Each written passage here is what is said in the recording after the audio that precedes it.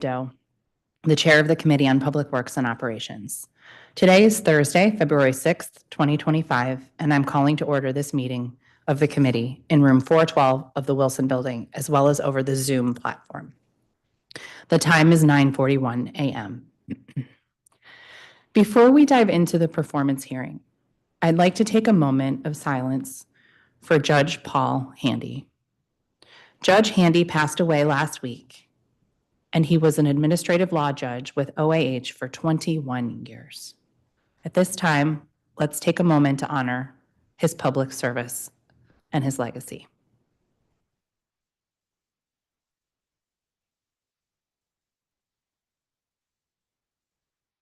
Thank you. Today's performance oversight hearing is for the Office of Administrative Hearings, also known as OAH.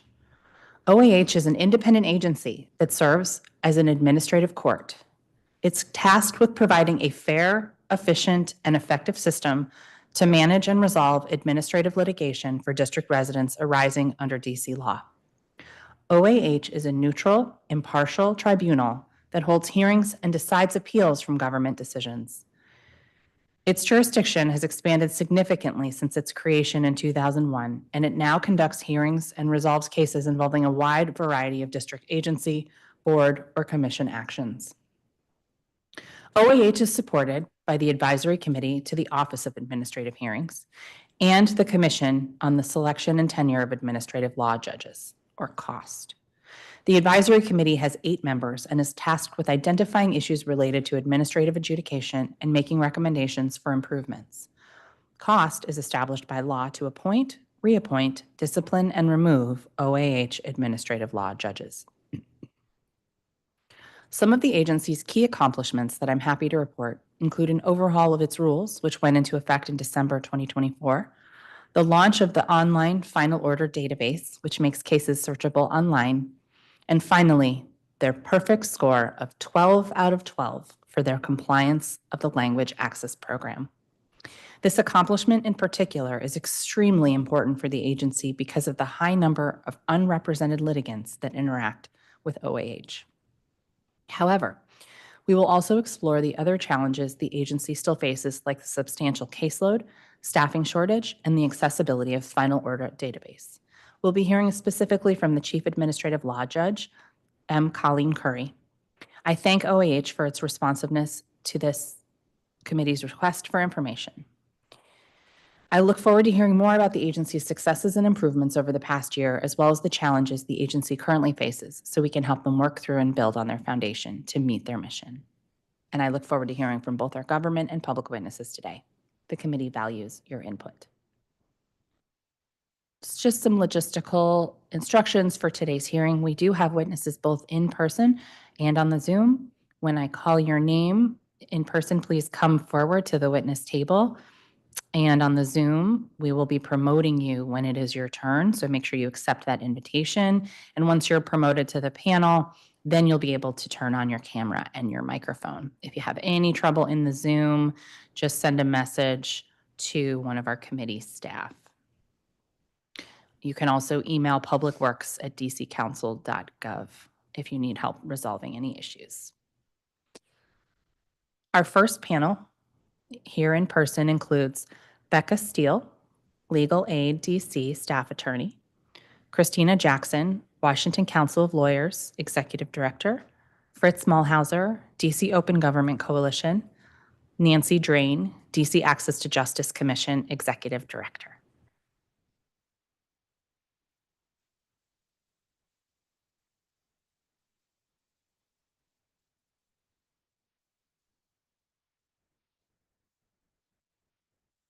Good morning. Thank you for being here with us today. You may go in the order that I called you. When you're ready, just don't forget to hit the button to turn your microphone on.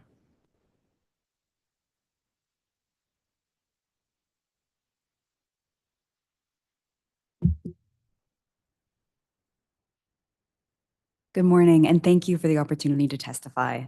My name is Rebecca Steele, and I'm testifying in my capacity as an attorney with Legal Aid DC. Legal Aid practices at OAH to help district residents obtain crucial safety net benefits, including cash assistance, food assistance, medical insurance, and unemployment benefits. Increasing OAH case numbers have left district residents waiting unacceptable and, in some cases, unlawful amounts of time to have their cases at OAH heard. In the first half of my testimony, I'll speak to the scope of OAH delays and the impact they've had on district residents. Then I'll outline the steps that Legal Aid recommends the Council take to address this issue. As I'm sure you'll be hearing more about today, in fiscal year 24, OAH hit an all-time record for new case filings. Filings are quickly outpacing capacity. OAH was only able to dispose of 75% of the cases filed in fiscal year 24. Public benefits cases comprise a significant component of this increase. The increase in volume has caused unacceptable backlogs, which in turn cause immense hardship for district residents. In the majority of public benefits cases Legal Aid filed on behalf of clients in November and December of last year, we're still waiting on an initial scheduling order. There's been no movement whatsoever. One of our clients is appealing his SNAP benefit amount. He has special dietary needs because of his medical diagnoses, and he's unable to meet those needs without his full SNAP entitlement. Legal Aid advised another client last year who filed an appeal of the wrongful termination of her interim disability assistance benefits. This client had no income but had to wait for 3.5 months for her initial status conference. In the interim, she was unable to keep up on the costs of maintaining the storage unit where she stored nearly all of her possessions. By the time the case was called for the initial status, the client had already been unable to catch up on the accrued late fees and lost decades worth of memories in that storage unit. The benefits district residents are seeking when they go to OAH simply cannot wait. These delays also put DAC out of compliance with federal program requirements, such as the SNAP rule mandating that a decision must be reached within 60 days of a request for a fair hearing. For fiscal year 24, the average time from when a SNAP appeal was filed to the initial event in the case was 83 days, already surpassing the 60-day limit. In order to address this backlog, we urge the Council to consider staffing, oversight of other agencies, and monitoring steps that OAH itself can take internally. First, staffing. OAH caseloads have increased, and more cases require more staff, including support and administrative staff. OAH currently has multiple vacancies where hiring is on hold due to budget constraints. We urge the Council to ensure that OAH is able to fill these vacancies and hire additional staff to process cases in a timely manner. Second, we urge the Council to increase oversight of other agencies whose repeated errors are the source of numerous fair hearing requests pending at OAH. In Legal Aid's experience, the majority of public benefits cases filed at OAH involve no real legal dispute. DHS agrees that the agency has made a mistake. However, DHS pathways that are designed to resolve these types of issues, like the service centers, the call centers, and escalation procedures, are entirely ineffective. So filing at OAH is the only way to get DHS to correct its errors. But instead of serving its intended purpose of adjudicating contested cases, this means that OAH is monitoring DHS as it reaches and implements its own decisions. OAH is bearing the burden of the dysfunction at DHS. By increasing pressure on DHS and other agencies with frequent errors, like WMATA, the Council can decrease case numbers and alleviate the burden on OAH. Third, we urge the Council to monitor and encourage policy changes at OAH itself. OAH must leverage its available resources to address these high case numbers. OAH has a new policy of only scheduling an initial status conference after an administrative review conference, or ARC, has already taken place. However, the law is clear that the use of an ARC is optional and that it shall in no way delay the fair hearing process. Given how slow DHS's current ARC scheduling is, OAH's practice of waiting to schedule an initial status conference until after the ARC prevents district residents from having their cases heard in a timely manner. This must be changed. Additionally, OAH must do a better job of triaging cases, for example, with the emergency hearing option in the public benefits cases. This past fall, Legal Aid filed an emergency fair hearing request on behalf of a family experiencing homelessness who faced wrongful terminations of their wrongful terminations of their medical insurance and cash assistance, as well as wrongful reductions in food assistance. But the Office of Administrative Hearings denied the request for an emergency hearing. This was precisely the type of case the emergency hearing procedures were designed for and should have been recognized as such. OAH has made important progress relating to accessibility, including publicly releasing substantive orders and expanding the OAH Resource Center. We believe that OAH can also make major strides in reducing backlogs. We appreciate the Council's attention to these issues as well as OAH's ongoing efforts, and we look forward to working with everyone to achieve these goals. Thank you. Thank you very much for your testimony. Jackson. Thank you, Chairperson Nadeau and members of the committee for the opportunity to testify about the performance of the DC Office of Administrative Hearings. You know, OAH is an essential resource for DC residents who receive vital support from DC government agencies. Today, I'm going to talk about three key areas: the significant increase in OAH caseload and its consequences, the final order database, and the resource center. As you're aware, OAH is where district residents must first go to address and resolve disputes about whether they've received appropriate government support and benefits in critical areas of daily life. The volume of cases presented at OAH each year is staggering. As my colleague said, it was a record high this year with 33,744 new cases filed in the past fiscal year. This represents a 28% increase in total case filings compared to FY23 and a 57% increase from FY22. Of these new cases, approximately 75% have been decided, but that still leaves a backlog of over 7,000 undecided cases. As the OAH annual report noted itself, the inability to obtain 100% case disposition may cause delays in processing and adjudicating cases, which could negatively impact access to critical public benefits for individuals. As you will hear from all of the legal services providers, it is not may, it is. This is particularly troubling given that OAH has experienced a steady increase in appeals that relate to the benefits that my colleague talked about earlier. The increased case filing figures underscores the findings of the 2023 OAH staffing study, which concluded that the agency was understaffed for its then current caseload. And in her testimony a year ago before this committee, Chief Administrative Law Judge M. Colleen Curry warned of the potential for a dramatic increase in caseload with the concurrent need for increased staffing. Our written testimony provides details from the study on required staffing to properly manage the caseload, so I won't go into that here. But unfortunately, these staffing increases don't appear to have been possible with available funding. Further, OAH's inability to fill vacant positions exacerbates this problem. As of December 2024, in the clerk's office alone, there were 8 vacancies. We asked the committee to inquire how OAH intends to fill vacancies quickly or discover any impediments to doing so. Further, we urge this committee and the council to critically examine the FY26 budget, proposed budget for OAH, to address the concerns raised by the Chief Judge and the staffing study to ensure greater access to justice for litigants appearing before this critical tribunal. The most significant consequences of the increased caseloads and the insufficient staffing is delayed justice for DC residents. And as my colleague stated, we recognize there are certain factors leading to the increased caseloads and case disposition time. For example, the budgetary constraints on hiring and the overall care and accuracy with which district agencies issue the underlying decisions that are appealed, that are ultimately dependent on circumstances outside of OAH's control. Nonetheless, the need for prompt adjudication of OAH cases is uncontroverted. Many OAH appeals involve basic necessities such as medical care, housing, and food supplies. Delays in resolving these cases place additional burdens on clients and their families. Advocates have noted increased delays in scheduling hearings and some troubling examples of denials of emergency hearings. Ms. Steele talked about the public benefits cases. There are others. We urge the council to use its oversight authority to explore and resolve this issue. And we also urge OAH to consider procedural changes that are within its control to expedite the case processing. I want to highlight the final order database. We are thrilled that it has been launched. There are 2 drawbacks. One, a simple keyword search isn't available, and so that makes it very difficult for the general public and practitioners to look for decisions. And only the cases post October 1st, 2024 are now available. So we have a little bit of a ways to go.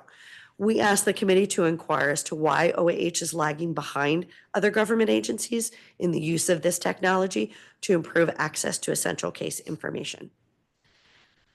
On the flip side, we applaud the chief judge and her colleagues for the attention they have given to making concrete and important improvements to the OAH Resource Center. The Resource Center is critical to those litigants, as we've testified before, upwards of 90% who have no lawyer and navigate this complex legal procedure by themselves.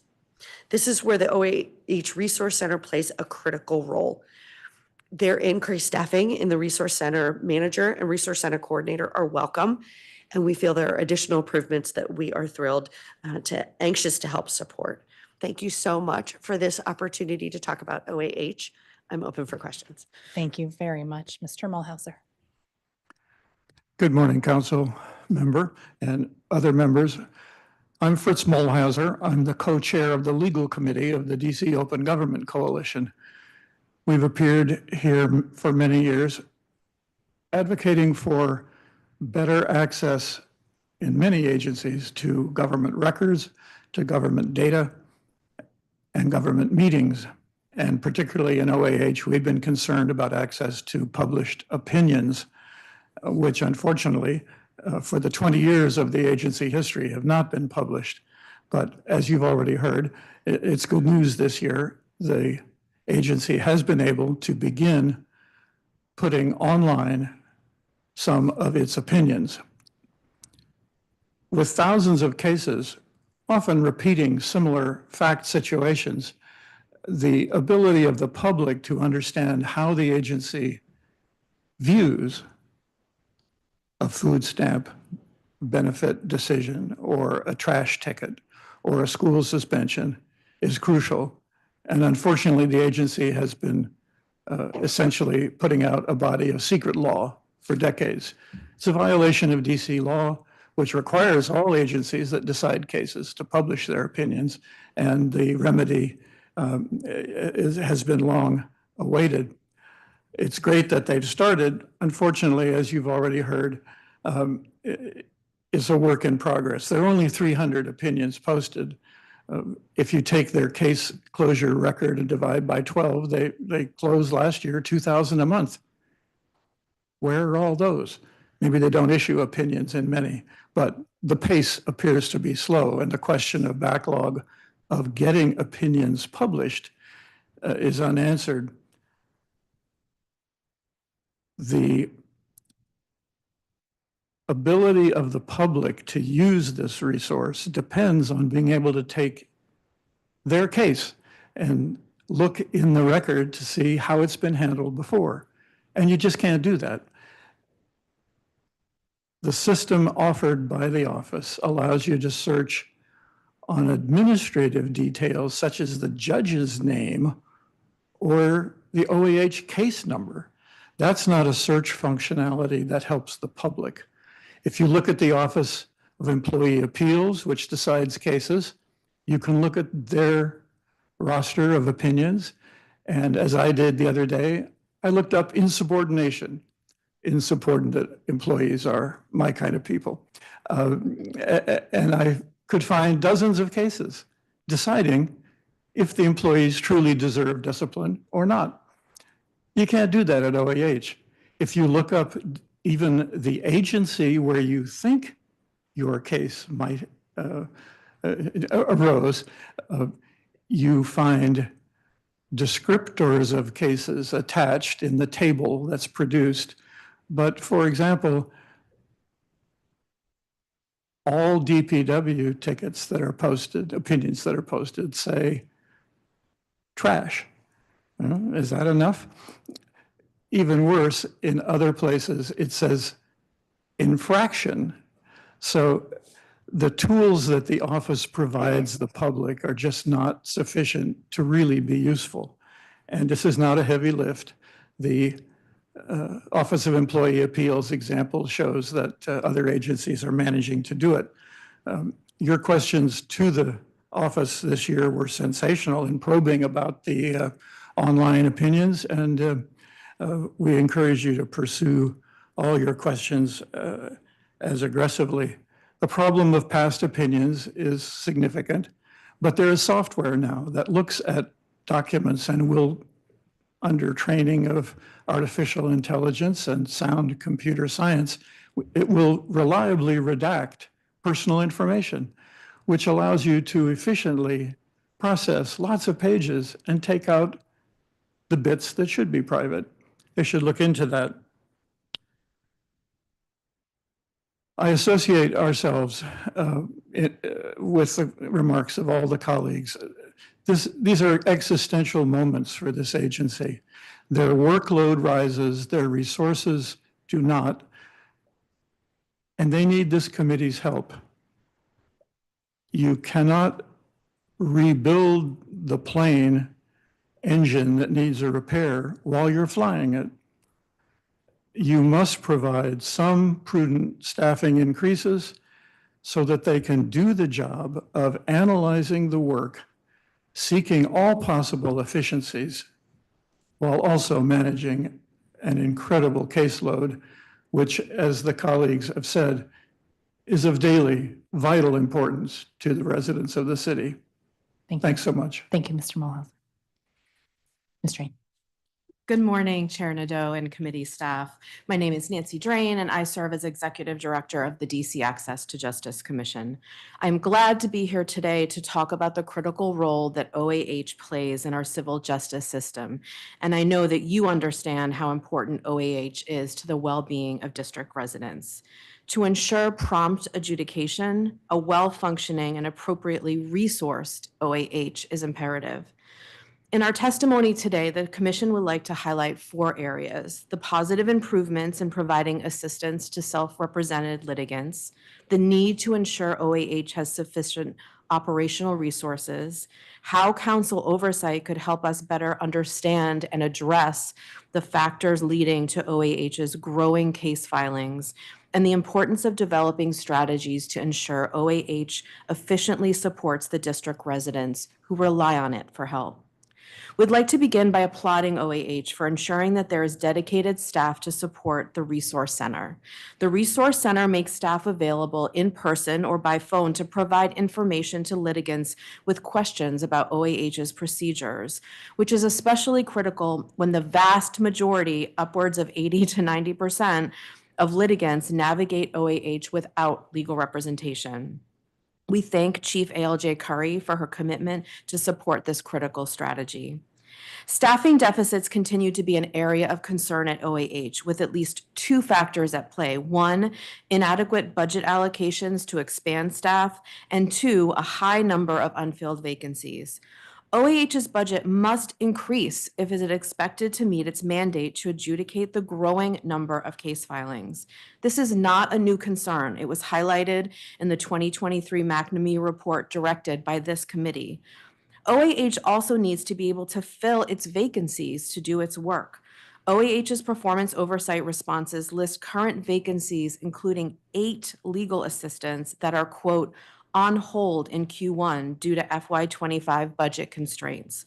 The council should inquire as to why these positions cannot be filled within its approved FY25 budget. The significant increase in OAH filings is cause for alarm, especially if OAH's capacity continues to be stagnant. Because OAH's core function is directly related to practices across multiple district agencies, the council is in a unique position to play a role in examining and diagnosing why so many district residents and district agencies themselves must resort to using OAH to secure satisfactory results. District agencies should bear some responsibility for identifying and addressing persistent issues at the agency level, as opposed to relying on OAH to address them. Heightened data collection and case tracking at OAH, council oversight, and collaborative efforts with stakeholders could each play a role in problem solving here. Similarly, OAH may need additional tools or levers to increase compliance with its procedures in order to meet its goals for efficient case adjudication. OAH's performance oversight responses cite, quote, limited availability of staff from sister agencies to attend hearings, quote, the legal deficiency of agency filings, and agency-related delays such as those described by Ms. Steele that hamper its ability to timely process cases. The council should explore with OAH what tools it has or needs to do its work effectively and to ensure compliance with the timelines that ultimately it is bound by. Finally, OAH needs support to pursue improvements that will increase its efficiency and productivity, especially in the area of technology, another recommendation of the McNamee report. OAH's performance oversight responses reveal needed improvements for, quote, extremely outdated systems that are, quote, mission critical, yet currently limited by budgetary constraints. We at the Commission have enjoyed a positive working relationship with OAH. An ALJ sits on the Commission, and we convene regular monthly meetings with OAH representatives and other stakeholders to foster dialogue, problem solving, and collaboration. We stand ready to partner with OAH on these issues and to draw greater attention to the need to sufficiently resource and modernize OAH. We thank this committee for its attention to OAH and looked forward to our partnership with this committee to ensure OAH has what it needs to serve district residents. Thank you for the opportunity to testify today. Thank you very much, all of you. Ms. Steele, thank you so much for all the work that you're doing. What has the agency's response been regarding the delays your clients are facing? I mean, you know, we try to flag and distinguish the cases that are the most urgent through the emergency filing. And as I've said, we haven't had success in that in all cases. Often, though, the cases are now getting resolved, you know, by DHS, it's just taking too long. And even if the agency is able to hold status conferences earlier, that helps put pressure to get them resolved. We see in hearings that do require further follow-up that even after the initial status conference, there are delays that ensure that even the second hearing, the third, are also farther out, delaying the disposition as the case as the whole. And I'm sure Chief ALJ Curry is better equipped to, you know, explain exactly what's going on behind the scenes, but it seems, you know, that the response to us is that the hands are tied and that, you know, there's too much volume in terms of whether you're asking about OAH's response. To the extent you're asking about, you know, other agencies, we can address that too, but I know we're here today to talk about OAH specifically. Sure, but I'm interested in something you just said about DHS. So you're saying that when you're making the emergency filings, sometimes DHS comes back to you in the meantime to resolve the issue on their own? In some cases, yes. Do you think the emergency filing is what triggers that? I don't think DHS is distinguishing between emergency or not.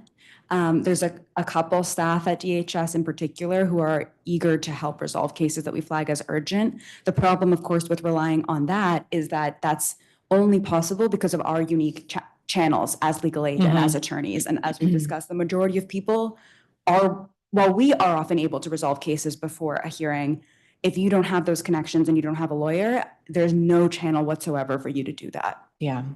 One of the things that I've spent a lot of time thinking about is just what you were mentioning in terms of getting upstream. A couple of you mentioned this is, you know, why are there so many cases coming from DPW or public benefits cases? So one of the proposals out there is an ombudsperson for DHS. Is that something that you all are involved with or thinking about? It is, and I think it's something that could be helpful if the ombudsman is able to have the authority to resolve issues. I know that's something that has been helpful in the Medicaid context. We are often turning to them prior to filing a fair hearing, and in some cases, we are able to avoid a fair hearing. And I think the education ombudsperson has also been able to help in that way. And those are both examples of internal ombuds people as opposed to the independent ombudsperson for children that we created. And I think that there are benefits to both models, but I do think that when it comes to case resolution, an internal ombudsperson might be a better way to go because that person then is like inside the agency and then you have OAH for further recourse.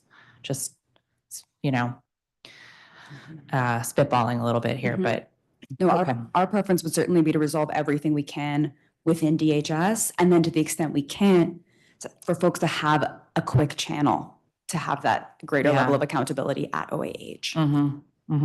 Makes sense. And Ms. Jackson, in your testimony, you said you're hopeful that the Resource Center will institute new programs, engaging law students and volunteer attorneys who can assist clients. What do you envision those programs to look like? So if you take a look at, for example, the self-help centers in DC Superior Court, I think that's a model that's incredibly effective. DC Superior Court, the chief judge brought on additional dedicated staff to coordinate all of those pro bono efforts. The Resource Center is doing a good job of being able to manage their own staff, and we're thrilled to see those positions come back and have them be permanent and have them be funded. And we looked to the DC Superior Court model, the self-help centers, as a way to expand what they can do. And we certainly have volunteers who are eager to help, and so we can assist in putting that plan together. And you and Mr. Mulhauser both mentioned the searchability functions of the final order database lacking. And I certainly understand that. He mentioned one specific agency that has a better version of this. Did you have one in mind also? Any other agencies that are doing this right? I don't, and I apologize, No, but no. I can certainly take a Totally look at it. fine. Not trying to put you on the spot, just trying to have a conversation. All good. And Mr. Mulhauser, you said in your testimony that OAH needs to optimize recruitment and retention to get legal and IT staff in demand categories in today's job market. What advice do you have for the agency on how to optimize recruitment? Far be it from outsiders to know the workings of DC personnel systems, and the federal government is under the same pressure to hire quicker, better. So it's a widespread problem. But what I've heard from OAH colleagues is that they feel unable to offer competitive salaries. And that reflects the classification of positions or grade level. Salary is tied to the complexity and span of the work. If there are ways for OAH to better classify its staff to support competitive salaries, they should find those out pronto from effective government managers everywhere. What exactly is the level of staff skill and experience that will support the salary that recruiting officers know they have to meet to snag the best candidates? Government is classically a poor competitor in the technology space, but every agency faces this. So we hope OAH gets advice about how, if you will, to game the system, but more accurately, to justify the necessary salaries to be competitive.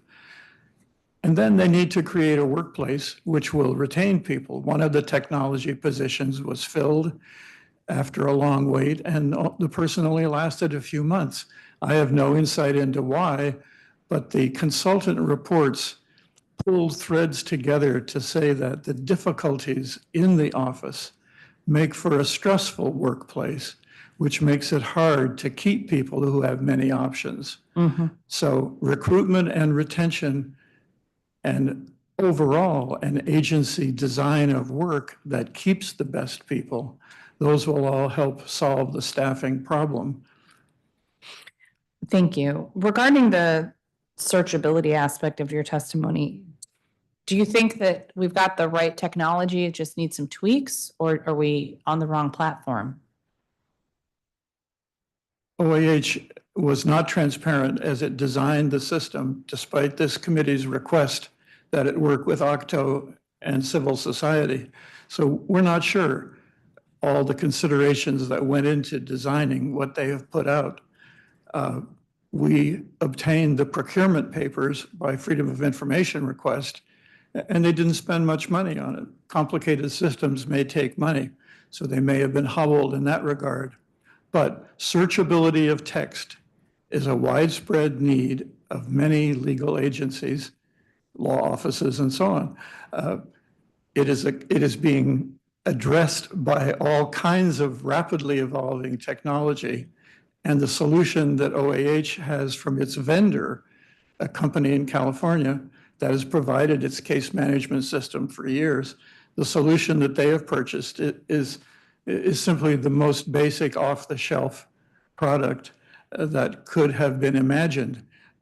We wish for them some further exploration of all the technological ways they could meet the need of the public better than they're doing today. And the Office of Employee Appeals is a striking example. It can be done with DC government records on a DC government website.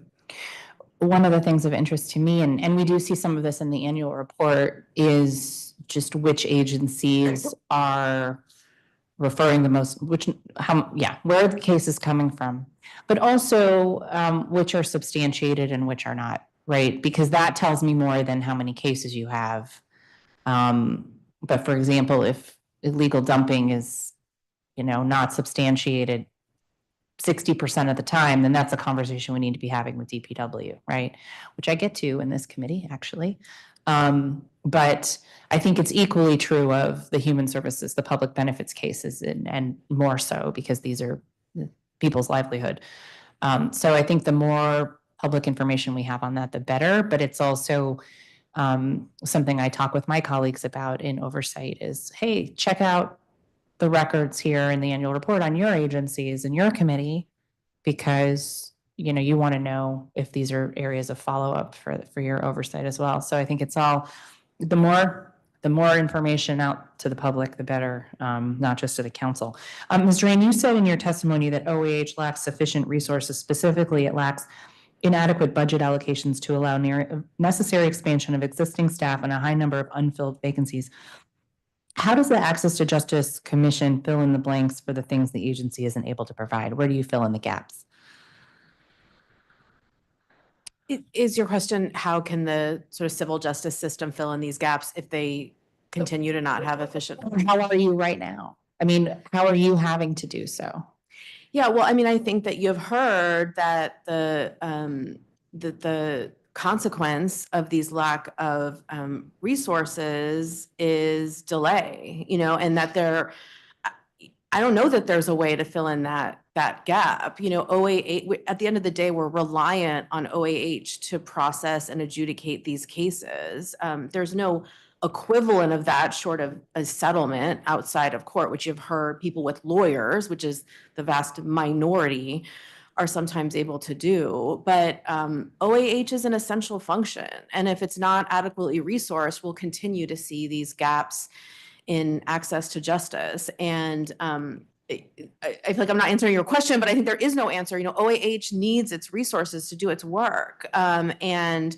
Although, again, as you were just pointing out, I do think examining activities at the agency level could relieve the burden on OAH to become closer to what their budget allocations will allow them to do. I mean, I think that there's lots of different approaches or strategies to try to diagnose and address this problem, but I feel like the budget inadequacies come up every year, and there is no solution to that. They need more people. And I mean, just looking at the significant increase in cases, I mean, it's just common sense, right?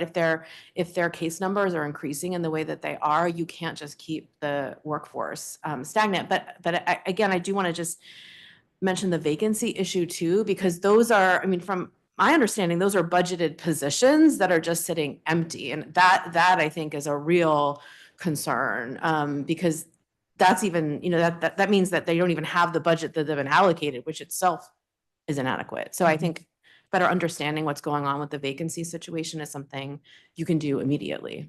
So I hope that answered your question. Mr. Mulhauser. Let me draw your attention to an important, very broad approach to these problems.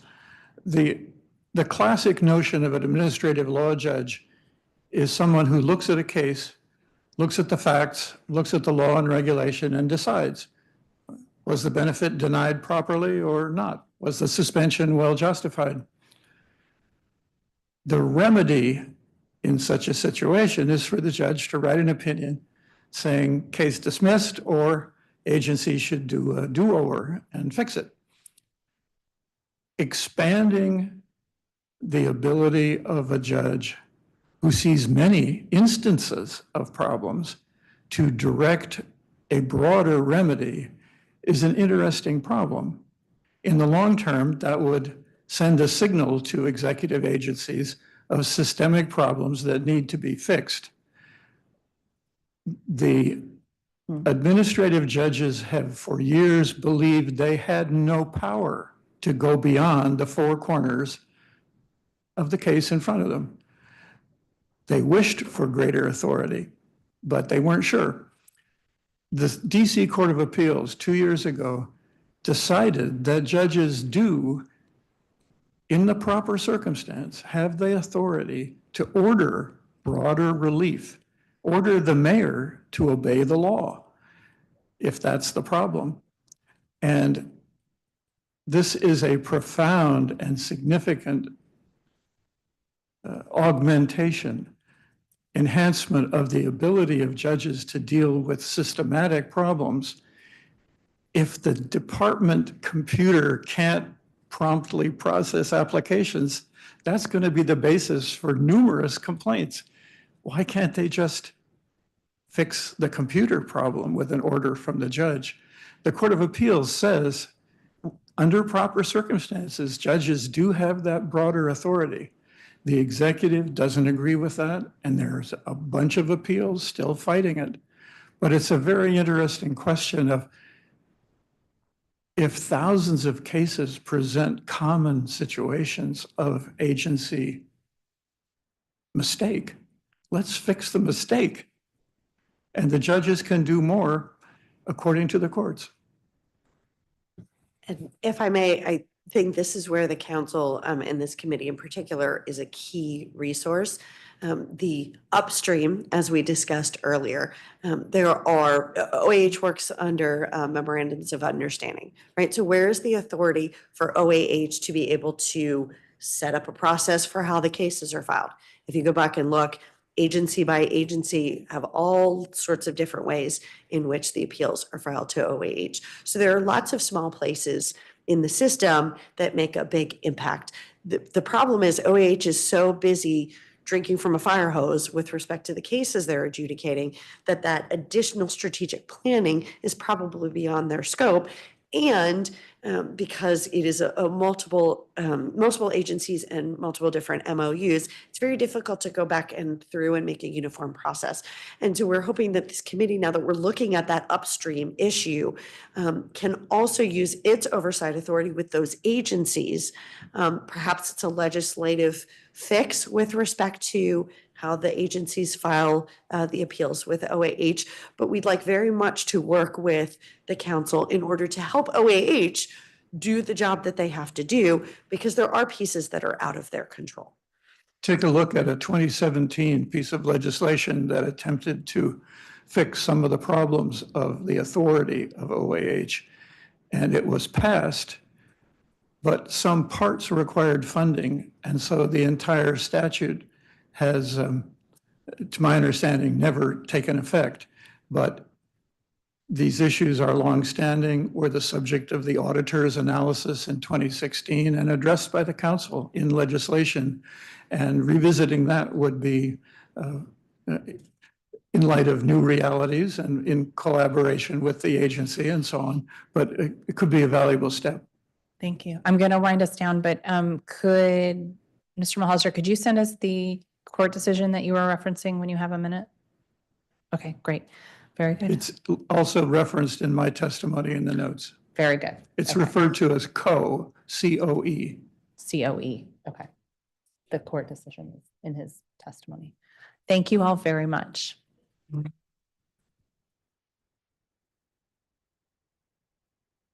Our next panel is joining us virtually.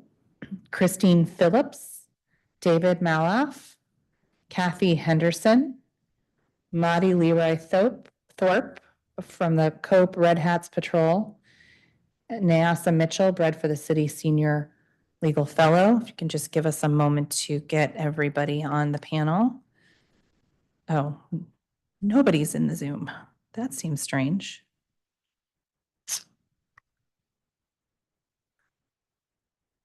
Well then, I guess that's our only panel. That has never happened before. Okay, well, let me just say, if you are currently in the Zoom and I called your name, double check that your display name is the same name you signed up with, because we do not see anybody in the attendees right now with the names that I called. And thus, nobody will be promoted to the panel.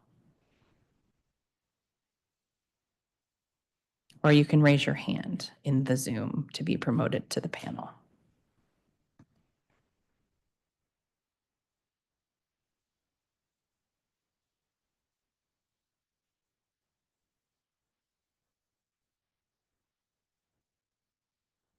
Okay. Last call. Anybody in the Zoom who wants to testify today, please raise your hand.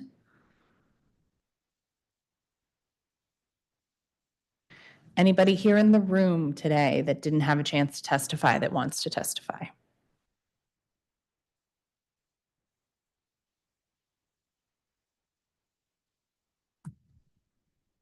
Okay. Yeah, it's never happened before, but that's okay. We have lots to do today, a long conversation that we're going to have with our chief judge. So, that concludes the public testimony for this hearing. We'll now be joined by Colleen Curry, Chief Administrative Law Judge for the Office of Administrative Hearings.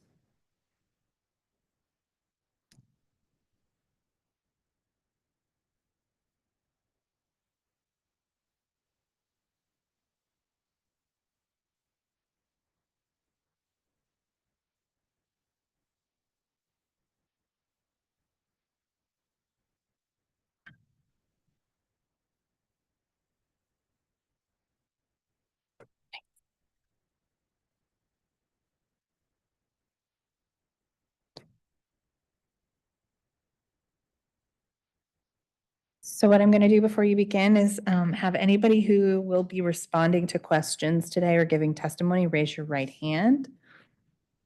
Ask you to swear or affirm under penalty of perjury that the testimony you are about to give to the Committee on Public Works and Operations is the truth, the whole truth, and nothing but the truth. Do you swear or affirm? Thank you. You may begin your testimony. Good morning, Chairperson Nadeau, committee members, and staff. My name is Colleen Curry, and I am the Chief Administrative Law Judge for the Office of Administrative Hearings.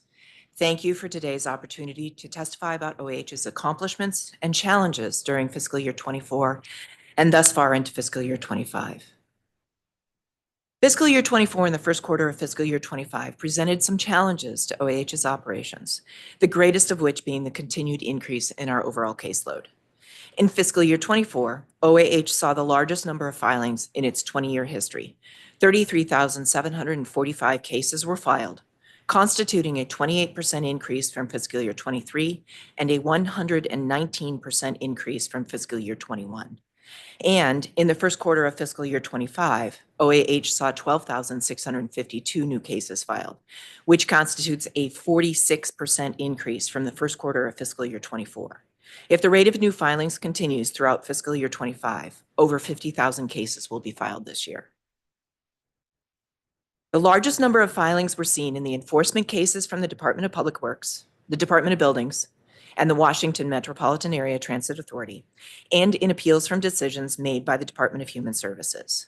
In particular, DPW filed 11,459 cases, which constituted 34% of all filings and a 29% increase from fiscal year 23. DOB filed 9,557 cases, which constituted 28% of all filings and an 11% increase from fiscal year 23. WMATA filed 3,478 cases, which constituted 10% of all filings and a 1,116% increase from fiscal year 23. And public benefits claimants filed 3,791 appeals arising from DHS decisions, constituting 11% of all filings and a 51% increase from fiscal year 23. Despite the increased use of technology and the resulting efficiencies that I will discuss shortly, OAH has struggled to manage these increases for multiple reasons, central of which is insufficient staffing levels. But before I discuss that larger issue, I would like to briefly discuss some case-specific issues that have impacted OAH. WMATA began filing fair evasion and unlawful conduct cases with OAH in fiscal year 23 when it filed only 286 cases. In fiscal year 24, OAH saw more than 12 times as many WMATA cases filed. If filing continues at the same rate as in the first quarter of fiscal year 25, OAH will see as many as 6,600 WMATA NOVs filed in fiscal year 25. Putting aside the challenges surrounding managing such an increase in caseload, OAH also has difficulty adjudicating these cases because almost every NOV filed with OAH by WMATA has been deemed legally deficient for various reasons. NOVs filed by WMATA are often illegible or have missing pages. Worse, the apparent NOV template in use by WMATA includes incorrect and missing information. WMATA NOVs direct respondents to file their answer with OAH through a non-existent email address and include the false warning that penalties will be imposed for failure to answer. There is simply no evidence that the respondents have been provided correct information regarding how to file appeals to OAH, a situation that violates basic principles of due process and requires the NOV to be dismissed outright. Although OAH has communicated these issues to WMATA, both through orders dismissing cases and through communications to OAH's points of contact at WMATA, the problem continues. With respect to cases arising from decisions made by DHS, the rapidly changing statutory and regulatory landscape of the Family Rehousing Stabilization Program has caused multiple issues for OAH. In addition to the uptick in appeals filed as a result of these changes, whether OAH has jurisdiction to hear an appeal has also changed with applicable legislation and regulations. While OAH has made a series of necessary pivots in how we handle the abundance of appeals due to changes in the law, the agency still often finds itself caught in a bind with respect to timing in light of the increased caseload. DHS does not conduct administrative reviews in a timely manner, which means that although cases are filed at OAH can do nothing beyond conducting a status conference, essentially putting the case on standby until DHS has conducted its administrative review. This causes significant delays for OAH and increases workload for administrative law judges and staff alike. Rather than conducting hearings on a ripe case and adjudicating that case to its conclusion, OAH is frequently left in a position of waiting for DHS to make its determination before acting, thereby causing a persistent strain on OAH's ability to meet critical statutory deadlines for adjudication. Turning back to staffing-related issues, at the end of fiscal year 23, OAH engaged B. McNamee Consulting to conduct a staffing study. As part of its final report, BMC provided OAH with a tool for projecting the number of staff required to timely process and adjudicate cases based on the caseload for any given year. Based on BMC's weighted caseload study, a very rough calculation using that projecting tool suggests that OAH needs at least 50 ALJs and 85 clerk's office staff actively working on cases to manage its caseload at fiscal year 24 levels. Through both local and programmatic funding, OAH currently has 36 ALJs and 41 clerk's office staff members who work directly on cases, not nearly enough to handle the previous fiscal year's caseload, let alone the one projected for fiscal year 25. Through rigorous recruitment efforts, at the end of the first quarter of fiscal year 25, OAH had 13 vacancies, roughly 12% of its positions, which was down from the end of fiscal year 23, when OAH had roughly 25% vacancy rate in locally funded positions. However, due to the status of OAH's current fiscal year 25 budget, OAH currently has no hiring plan. Thus, while OAH has been able to successfully recruit for its vacant positions, the unfilled positions will remain vacant, further exacerbating OAH's capacity problem. Despite these challenges, OAH has accomplished much in the last year. First, I am very proud to announce that on September 30th, OAH published to the web a search portal which provides public access to OAH's final orders. This significant achievement, which was years in the making, provides attorneys, litigants, and the general public with an efficient way to access final orders. Providing online access to our final orders allows members of the public to gain a deeper understanding of how OAH ALJs adjudicate cases, including what laws applied, how that law is interpreted, and what evidence an ALJ considers in making their decisions. This new tool represents a major milestone for the agency and reflects our ongoing efforts to improve transparency and accessibility. Second, over the past 3 years, OAH undertook a comprehensive overhaul of its rules and issued final rulemaking on November 15th, 24. The new rules went into effect on December 1. This marks an important step in refining our operations and enhancing our ability to serve district residents effectively. Contemporaneously with revision of the rules, OAH undertook a thorough review of forms available to the public with the goals of aligning those forms with the revised rules and increasing the use of plain language. Third, based on recommendations from both BMC and Mondrian Consulting LLC, OAH has taken steps to exploit more of the tools available through OAH's case management system. In particular, we have developed workflows and business rules to increase efficiencies within our digital processes and continue to review and analyze current processes to determine what other efficiencies may be realized with use of those tools. These are changes OAH could make with little or no additional funding. While there is potential for more improvements, such improvements will require additional funding that OAH currently does not have. Fourth, OAH fully staffed its Resource Center. Resource Center staff have been working to bolster delivery of self-help services by updating guidelines and policies, streamlining methods for tracking and recording key data points, launching a new call system, expanding availability of in-person services, and adding direct contact information for the Resource Center to all OAH orders. OAH is also exploring the potential to build volunteer programs in order to expand services. Finally, OAH commenced 2 initiatives in fiscal year 24. First, in establishing the Public Benefits Task Force, OAH began a deep evaluation of processes related to public benefits cases, specifically evaluating physical and IT workflows with the intention of reducing waste and delays and increasing efficiency. And as Chief ALJ, I convened the OAH Data Governance Committee to build a strategic plan and policy related to the governance of data at OAH. Data governance is the framework by which OAH reaches and communicates decisions around data, ensures that business activities and data management are synchronized, and develops and documents long and short-term strategies around the collection, use, and publication of data. This committee will centrally oversee collection and dissemination of data, address emerging issues of data governance, and manage policies and practices surrounding governance of all OAH data. On a final note, OAH celebrated the 20th anniversary of its formal operations. OAH has come a very long way from those first years. Our staffing levels and caseload have both increased, and the range of case types have expanded. In preparation for that celebration, I read through the Center for Court Excellence's September 29, 1999 report to the DC Office of Corporation Counsel entitled "A Final Report on Creating a Unified Administrative Hearings Agency."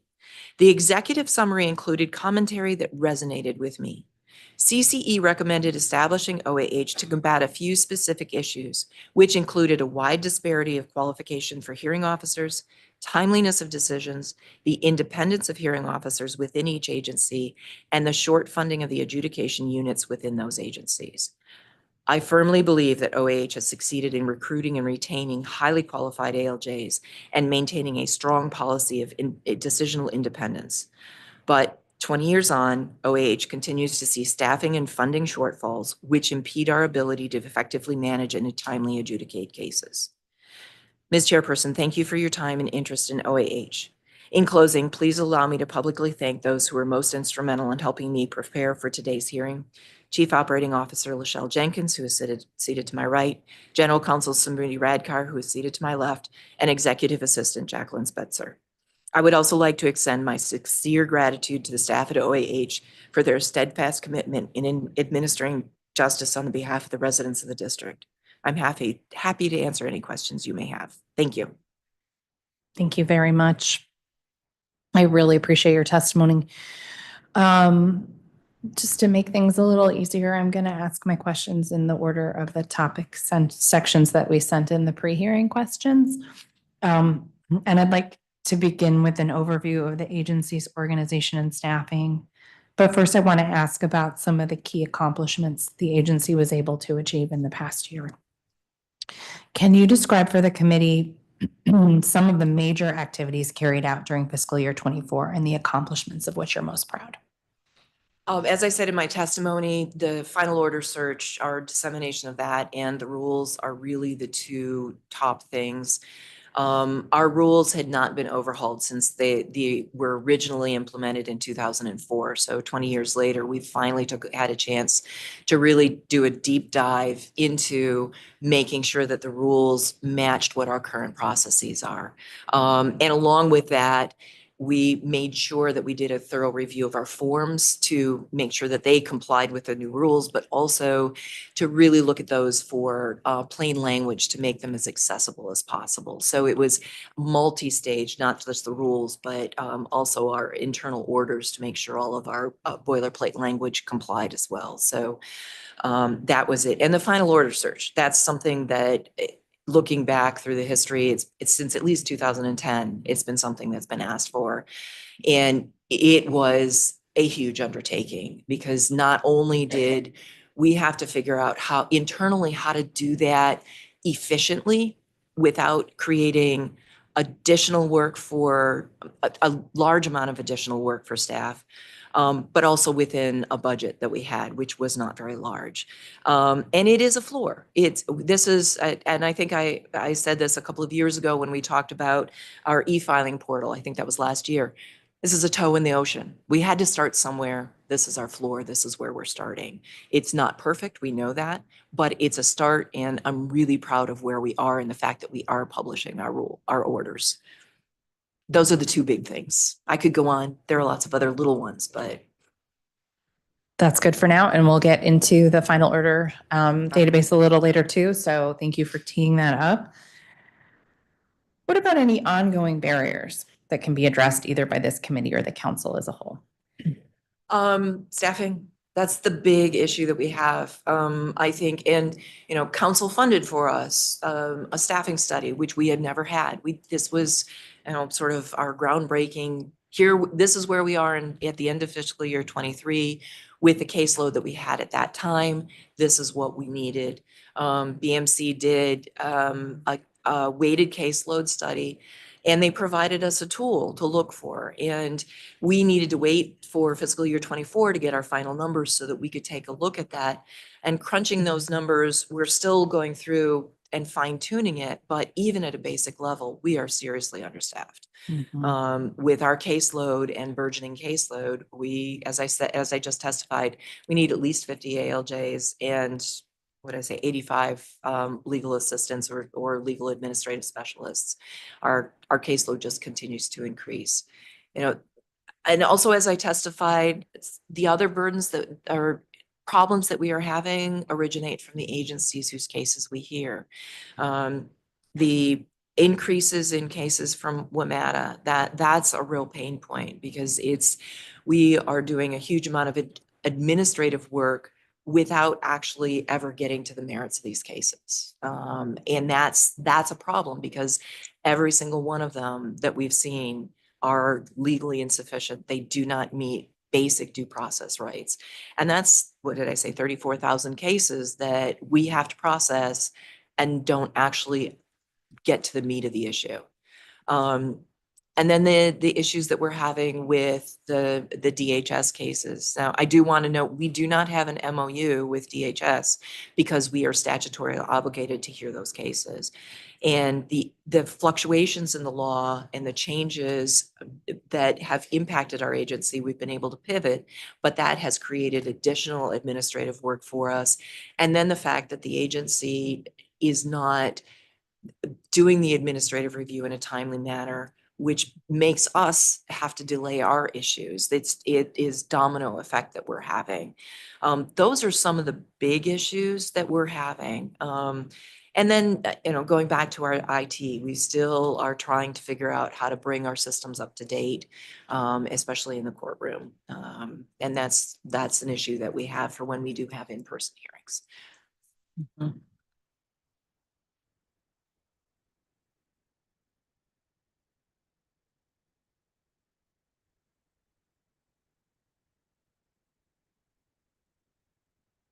What is the 85 people you need to support the ALJs? What position did you say that was?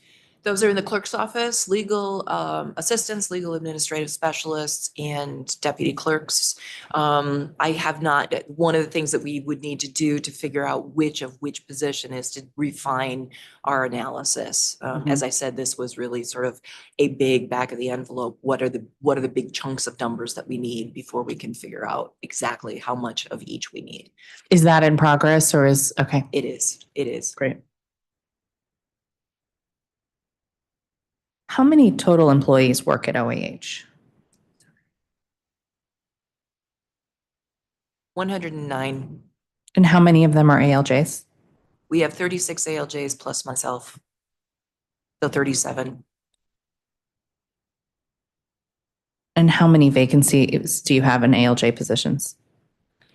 Right now, we have 2 vacancies. One was a resignation at the end of last year, and the tragic loss of our colleague last week created a second.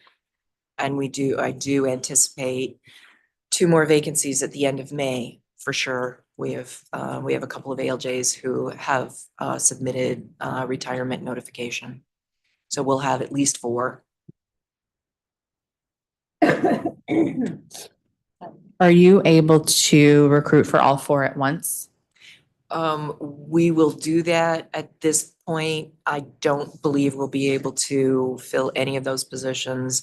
We're still doing analysis, but probably won't be able to fill any of the positions until mid-July. Because of your budget allocation? Yeah. I'm sorry, yes. It's okay. It means the same thing. All right. My 4-year-old gets very upset when I respond affirmatively with the word sure. It's just not clear enough for her. So, anyway, can you walk me through why that is? Like why the math works that way? So you have 2 vacancies right now, but you can't afford to fill them. Weren't they budgeted? I'm going to refer this question to, sorry. Good afternoon, Councilmember Nadeau. My name is Judith, and I'm the budget officer for OAH. And yes, those positions are allocated or are budgeted for. However, in our first quarter, which is just a projection based on the filled positions currently, we are looking at a deficit. So it's just a projection. So we are still working with the agency to ensure that the recruitment efforts that they're doing are doable. But even though right now they are budgeted, like I said, we are looking at a projection of a deficit in the first quarter. What causes the deficit? Right now, basically, the current positions on board. And since there are going to be some vacancies, we are trying to see if in quarter 2 that will basically play out so that the agency could break even. Can you explain this to me like I'm a 6-year-old? So the positions are budgeted, but there's still a deficit?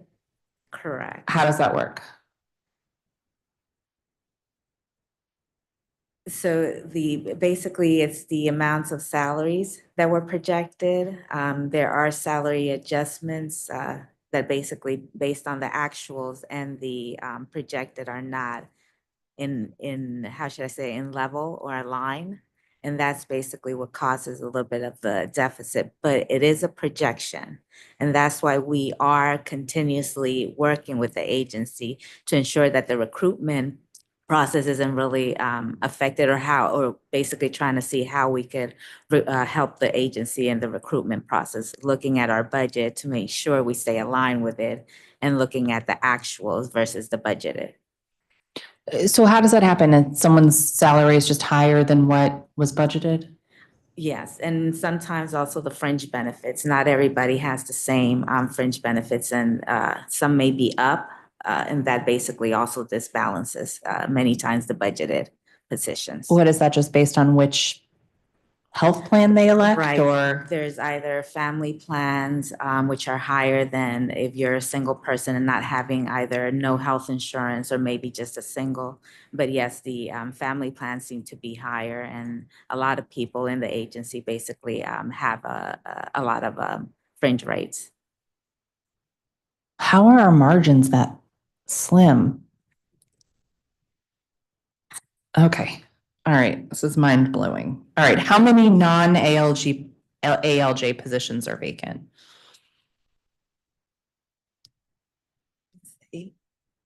One moment, please. Sorry. Sure.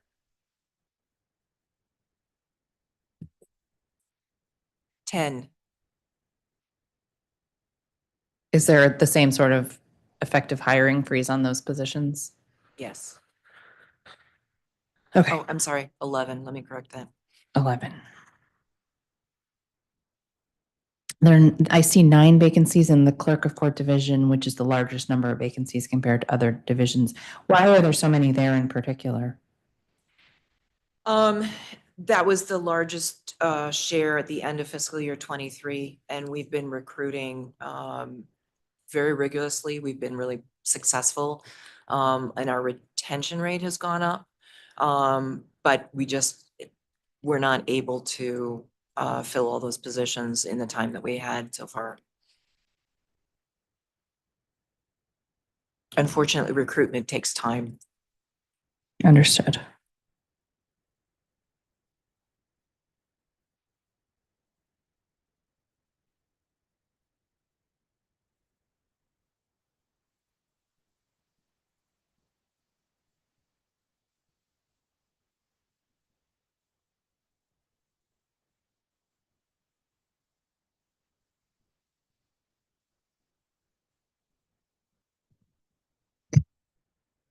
Can you talk about who the ideal candidates are for those positions? Is it recent law grads? Is it people already in the workforce? How do you think about who you're looking to fill those positions? It really depends on which position. For the clerk's office, we're not looking for recent law grads. We're looking for individuals who have data entry experience, who have some experience in the workforce, and have at least some or a basic knowledge of court process. So it doesn't have to be somebody who has been a legal assistant in a law firm or anything like that, but somebody who has a basic understanding, and somebody who has some professionalism with them. Mhm. Thank you. So glad to see the new position for the Resource Center Coordinator filled. We were really excited to fund it, so thank you for filling it. And we also funded an IT specialist position. Has that one been filled yet? We had all 4 positions filled, and one of our hires after a couple of months left. Which position was that? That was one of the new IT positions. Got it. And we're unfortunately, that's one of the ones that we cannot fill right now. So we have 3 up from 2, which is better than just 2. Yeah.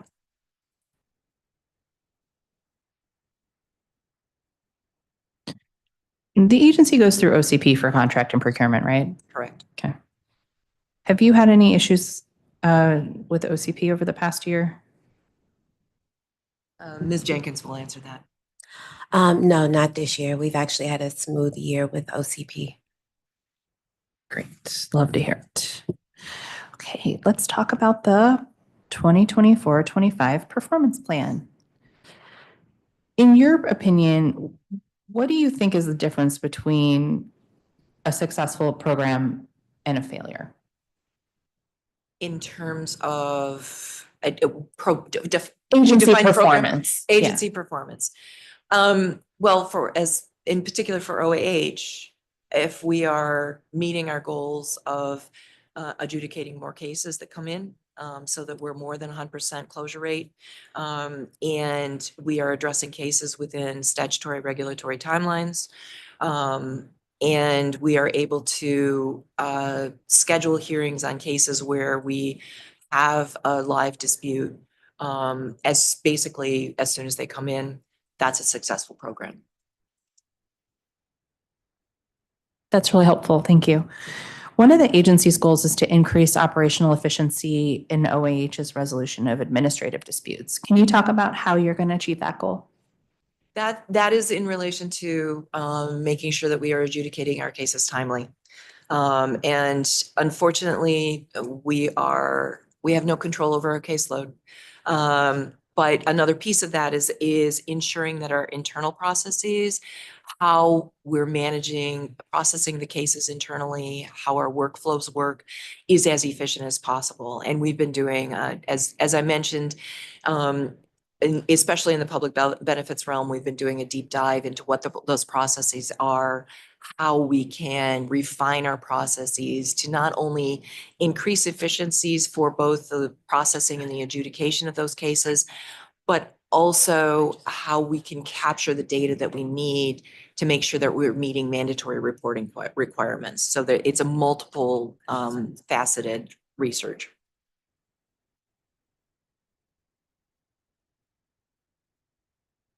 Thank you. You mentioned in your testimony that DHS doesn't conduct administrative reviews in a timely manner, and although cases are filed at OAH can't do anything beyond conducting a status conference.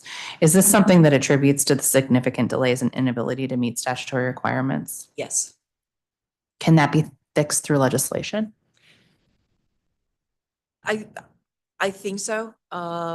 I think it has to do with what the requirements are for the agency to conduct those reviews, what the requirements are for petitioners seeking to waive that requirement and just come straight to OAH. There are some, I think that there are some vagaries and gray areas that could be changed statutorily. I would have to go through the statutes and the regulations, but I also think some of them are federal, especially in relation to Medicaid processing. Oh, yeah, that makes sense.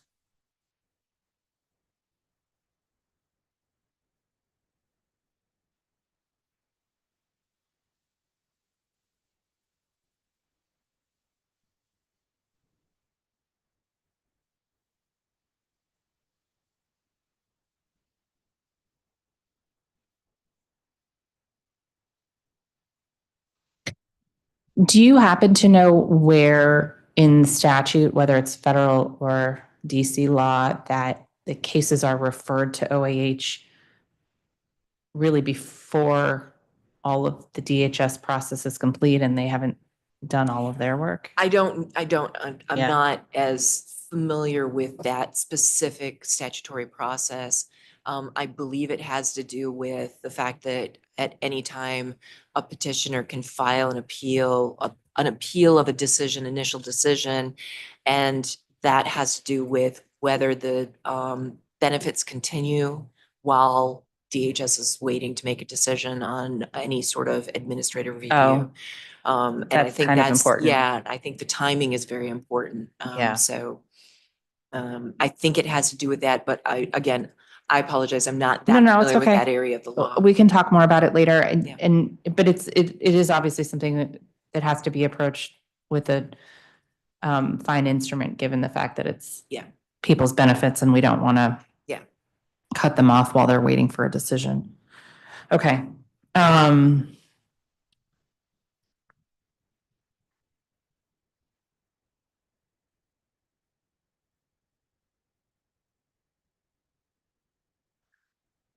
What additional resources does OAH need for FY25 in order to move towards your goals?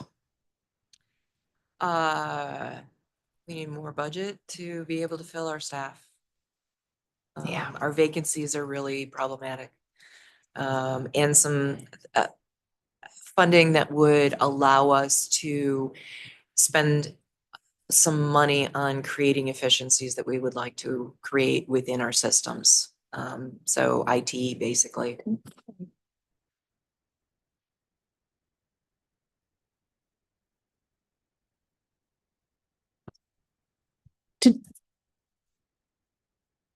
Yeah, I will ask. Could be remembering this wrong, but did you all have a reprogramming this fiscal year? Yes. Yes. How much was it? Yes, it was approximately 6,900, but it was just to move non-personnel to non-personnel for this fiscal year to load some of the. Within the agency? Yeah, within the Okay, I don't agency. care about that. Yeah. All right.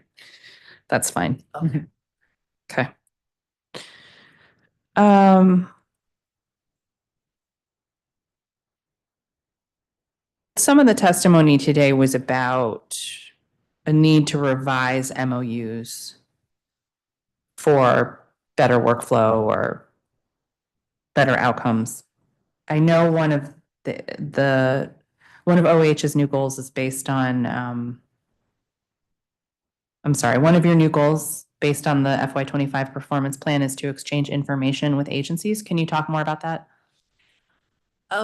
We would like to have better communications with agencies with respect to increases in their caseloads, anticipated increase, changes in regulations, or changes in enforcement of existing regulations so that we can anticipate better impacts on our caseload. With respect to MOUs, I think that if you have ever looked at our Establishment Act and the section of our Establishment Act that describes our jurisdiction, it is a mess.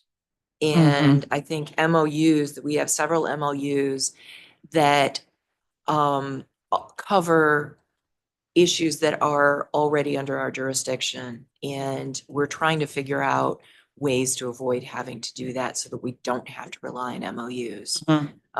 So that's the issue of MOUs is a bigger long-term issue that we need to look at. But more than that, going back to your question, it's really having better communications with the agencies whose cases we hear so we understand better and can anticipate better changes in our caseload. And if there are issues that we see, for example, with like the MOMATA issue that I was describing, if we have a better point of contact and better communication, we can share that information with trends with them. And so we can get more response and hopefully serve the citizens of DC better. Do you generally have good comms with these agencies or is it a struggle? There's a spectrum. Yeah. Okay. I'd like to highlight to my colleagues with different jurisdictions where those gaps are. So if you would like to share any of that at a later date. Sure. So as not to publicly embarrass everybody involved, but to try to get at that through oversight, I think that would be very beneficial and that this body would be eager to assist. Thank you. Yes. Okay. Also, if the Establishment Act is a mess, we should maybe look at that together. Yes, I Okay. agree. 100%. Okay. In all of your spare time. Yes. Okay.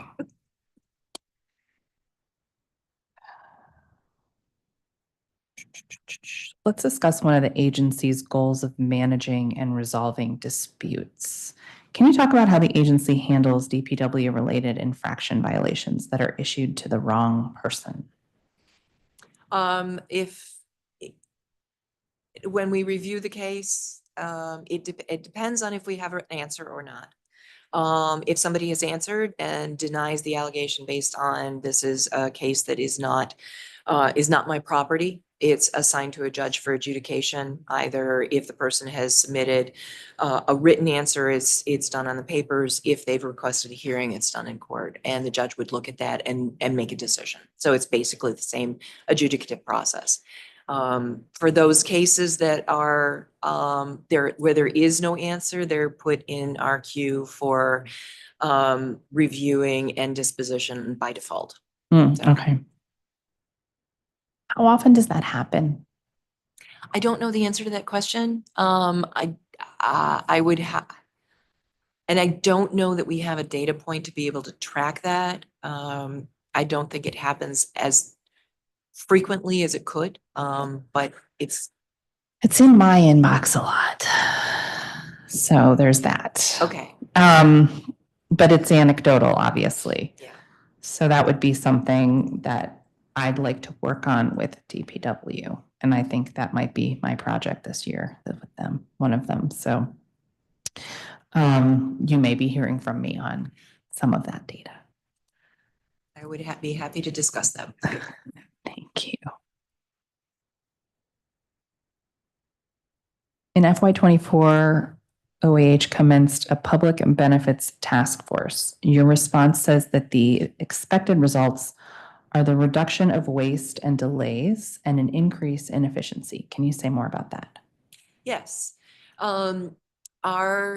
The way we process internally the cases, so in our case management system, hasn't really been evaluated since we started using our case management system in 2010.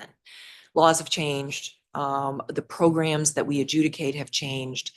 And we're also working with the agents, the public benefits agencies whose cases we hear, to make sure that we understand what data points that they need. And so we're looking at the processes, how we're characterizing these cases, the processes within our systems, how a case is processed from start to finish by the clerk's office, how it gets to an ALJ, what is available to assist the ALJ in writing their orders.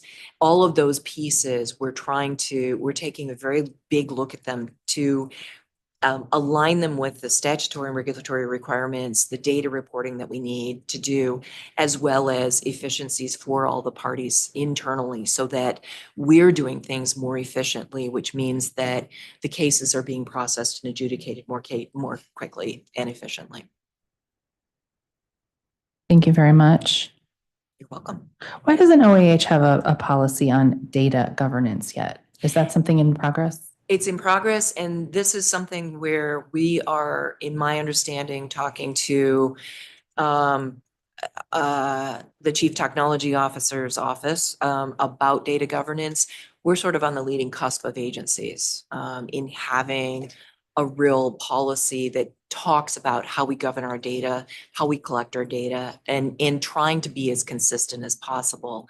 You know, since council confirmed me as chief in May of 2021, the multiple questions and inquiries we've gotten about our data and how we've been collecting data, we have started looking at and realizing that a lot of what we were doing in the past, we were getting inconsistent issues because the way we were doing it, the way we were collecting the data, and also the way that we were analyzing it was inconsistent.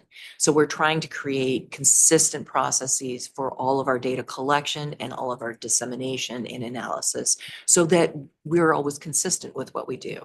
I don't know, that's probably too much information. No, that's great. Yeah. I like to understand the way you're thinking about it. Yeah. Very So it's frustrating if, you know, we have one person who's pulling data to answer a question from an agency in one way, and our official response through answers to council is something different. And it's just because of the way that we're looking at how we're answering the question. So we're trying to centralize that to make sure that we're pulling everything consistently, so that we're answering the question the same way, even if it's coming from two different places. Great. Love that. What's the agency's work from home policy? We're consistent with DCHR, which is all employees who have been with us for more than 90 days can request telework 1 day a week.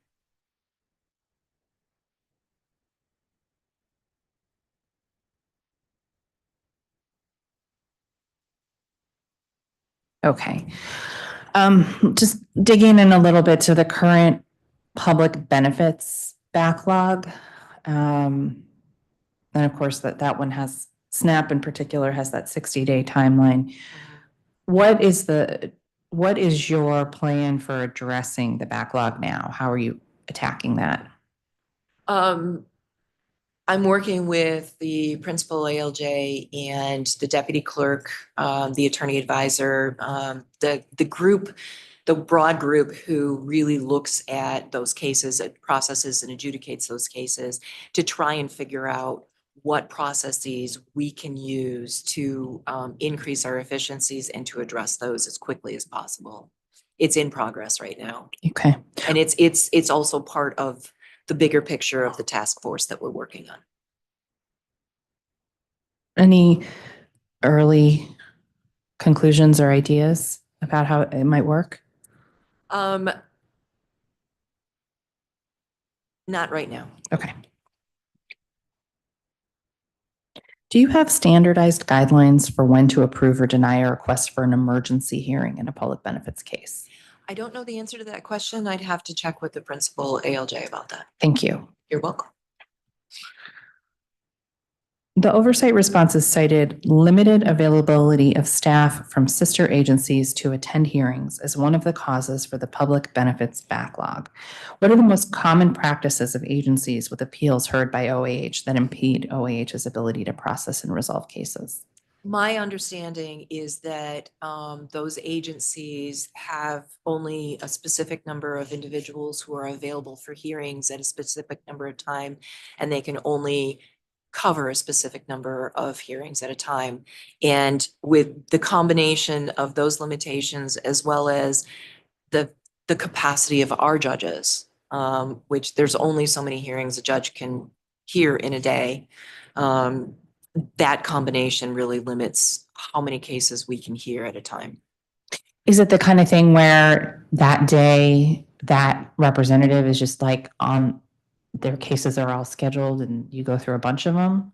My understanding is that they can only have a capacity of a certain number of cases per day per person. And they're only available certain days. And so if we schedule a case for that agency on a day when somebody's not available, nobody's going to show up, which doesn't help us No. adjudicate the case. And our judges, as I said, only have so much capacity. So I can't schedule 30 cases for a judge in a day. Yeah, it sounds like a scheduling nightmare, actually. Yes, And it is. what are who do they send? Is it like a general counsel?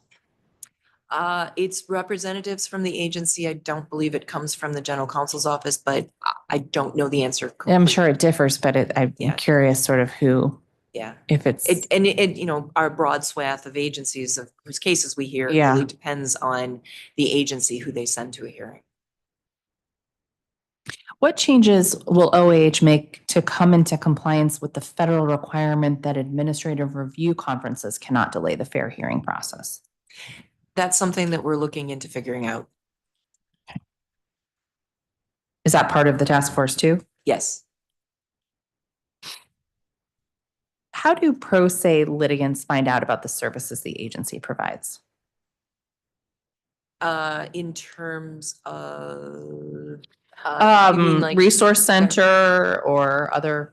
the resource center, we now on all of our resources are available on our website, first of all. If somebody calls, they can request to be referred to the resource center. And when a scheduling order is sent out to the parties, there is information included in the scheduling order that talks about other resources available, specifically language access. And then a lot of the appeal forms have information available to them about what resources are available at OAH. So we try to make sure that it's available on many different levels. And the clerks who answer the phones are also trained to provide information about what's available. But it's sort of built into the boilerplate of what goes into the scheduling order and other Yes. documents that Yes. are sent to the pro se litigants. Okay. You mentioned that the resource center is launching a new call system. Can you talk about that? The call system actually has been launched, and it's an AWS call system, which allows a party to be referred directly to the resource center. We have individuals who are available to answer the phone. If somebody's not available for some reason, then there are ways for the individual to leave a message so that somebody will call them back. The system allows us to collect a lot of data and to review calls for quality assurance. So we will be able to tell if somebody needed language access. We'll be able to tell how long the telephone calls were, where they were referred to. So there's a lot of data that goes with that will help us really refine our processes. That's great. Okay, so talked about in the very beginning of your answers here, the online final order database. you mentioned we're at the floor right now. Let's talk about the searchability because that came up a lot in testimony. How in its development were you all thinking about sort of how users will approach it and how can we get it closer to what people need? We really took a deep look at what we could do and what the potential for growth was. And the way we decided to go was within our own case management system. Our case management system has a lot of really huge benefits to it. Our e-filing system is built into that. This allowed us to keep all of that data within our case management system, which made our internal processes much easier. This system is the company that we work with, JTI, who is our vendor for our case management system, they have a very forward-thinking look on how things are done. So I do expect that we will be seeing changes as we move forward. But we wanted to make sure that we were able to provide something as quickly as possible that met the basic requirements that we needed, which was getting them online, allowing somebody to look and say, I want to look at DOES cases. And we're still looking at it and refining it as we can. So Does it have the ability to do keyword search in a future iteration? right now, it doesn't, but that my understanding is that there are multiple clients of the vendor across the nation, actually across the world, that have requested that. Okay. And so it will most likely be slated for upgrade. I can't guarantee it, and if after a few years it isn't, then we'll have to reevaluate. Okay. Because I understand the importance of that. Yeah. Is that something that exists in your case management system? Within our case management system, the pieces that we have that are public facing, it doesn't. We are looking at what they call it an elastic search, which is basically Boolean search, that would be the internal piece. And so they are starting to roll that out, which gives me hope that it will It start could working. mirror on the public side. Yeah, on the public side. So Yeah. unfortunately, that costs money. Right. For us internally, and it will for external. So, we're sort of in a bind. They have it, we want it, we're waiting to see how much it would cost, and then we have to figure out if we can pay for it. You'll let me know. I will. Okay. Anything we can do over here with the vendor and urging them to move faster on that keyword search functionality for the public database? I don't think so. They're very responsive. So thank you though. If there is something you can do, I will let you know. Okay.